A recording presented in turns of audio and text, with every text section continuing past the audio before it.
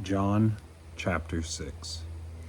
Some time after this, Jesus crossed to the far shore of the Sea of Galilee, that is, the Sea of Tiberias, and a great crowd of people followed him, because they saw the signs he had performed by healing the sick.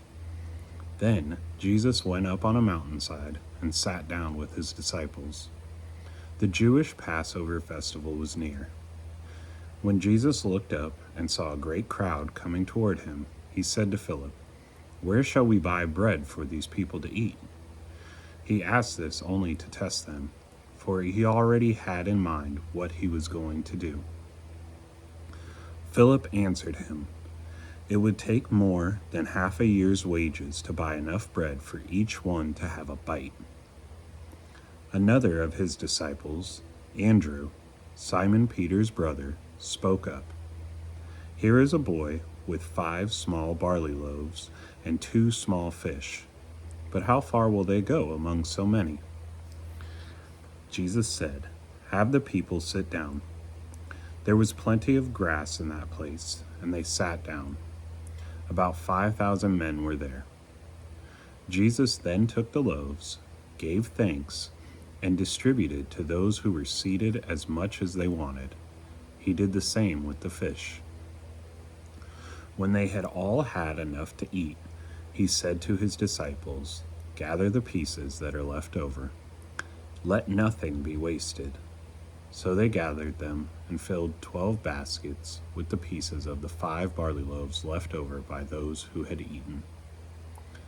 After the people saw the sign Jesus performed, they began to say, "Surely this is the prophet who is to come into the world."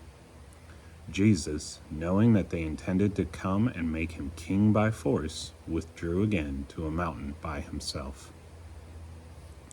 When evening came, his disciples went down to the lake, where they got into a boat and set off across the lake for Capernaum. By now it was dark, and Jesus had not yet joined them. A strong wind was blowing, and the waters grew rough. When they had rowed about 3 or 4 miles, they saw Jesus approaching the boat, walking on the water, and they were frightened. But he said to them, "It is I, don't be afraid." Then they were willing to take him into the boat, and immediately the boat reached the shore where they were heading. The next day, the crowd that had stayed on the opposite shore of the lake realized that only one boat had been there, and that Jesus had not entered it with his disciples, but they had gone away alone. Then some boats from Tiberias landed near the place where the people had eaten the bread after the Lord had given thanks. Once the crowd realized that neither Jesus nor his disciples were there, they got into the boats and went to Capernaum in search of Jesus. When they found him on the other side of the lake, they asked him, "Rabbi, when did you get here?" Jesus answered, "Very truly, I tell you, you are looking for me, not because you saw the signs I performed, but because you ate the loaves and had your fill. Do not work for food that spoils, but for food that endures to eternal life, which the Son of Man will give you. For on him God the Father has placed his seal of approval." Then they asked him, What must we do to do the works God requires?" Jesus answered, "The work of God is this, to believe in the one he has sent."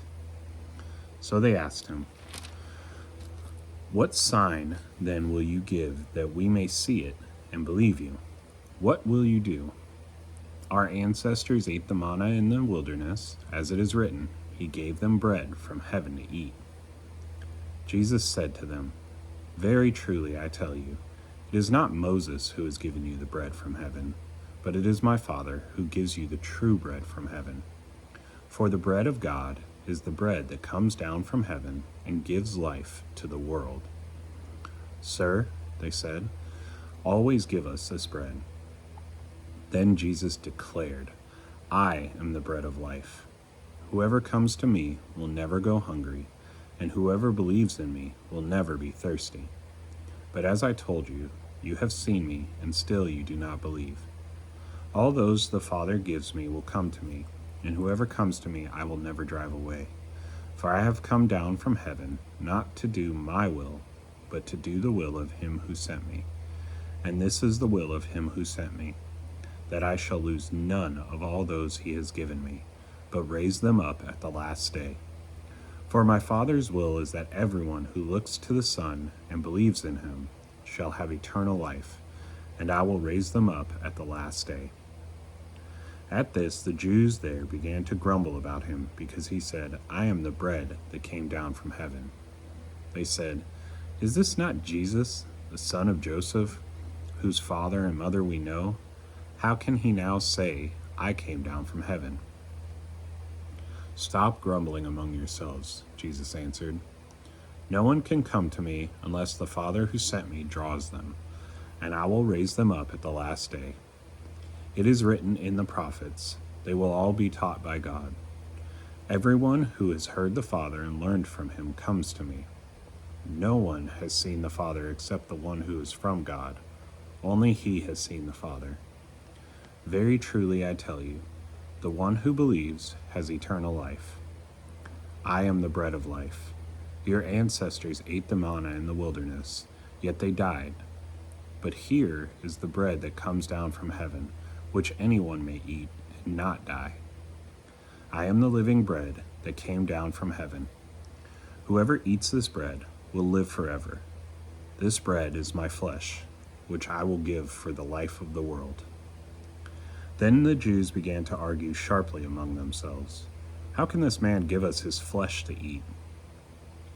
Jesus said to them, "Very truly I tell you, unless you eat the flesh of the Son of Man and drink his blood, you have no life in you.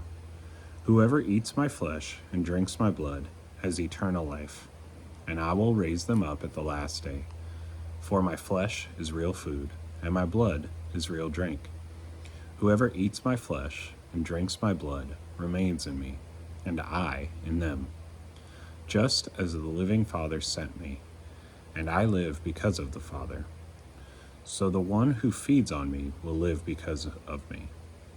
This is the bread that came down from heaven.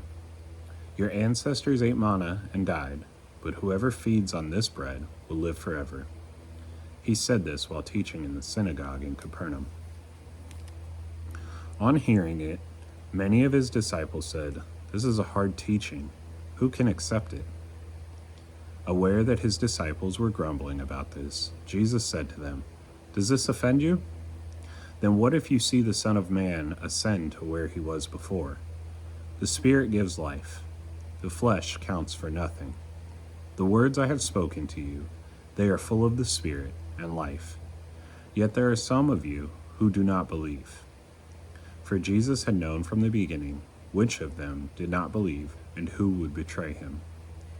He went on to say, "This is why I told you that no one could come to me unless the Father has enabled them." From this time, many of his disciples turned back and no longer followed him.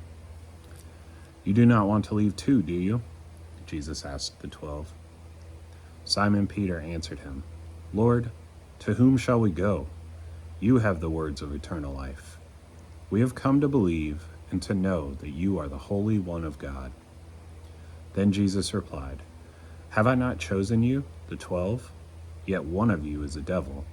He meant Judas, the son of Simon Iscariot, who, though one of the 12, was later to betray him.